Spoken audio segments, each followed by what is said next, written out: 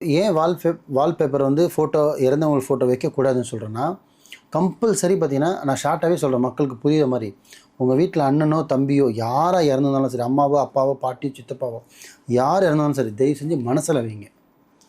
நீங்கள் ஃபோட்டோவில் வச்சு தான் அவங்க வந்து பார்க்க போகிறதும் கிடையாது. யாராக இருந்தாலும் சரி, என் வீட்டில் இருந்தாலும் சரி, உங்கள் வீட்டில் இருந்தாலும் எல்லாமே ஒன்று தான். நான் எல்லாம் காமனாக தான் சொல்கிறேன். ஸோ அந்த மாதிரி இறந்தவங்க ஃபோட்டோ இருந்தால் தயவு செஞ்சு மனசில் வச்சுக்கிங்க.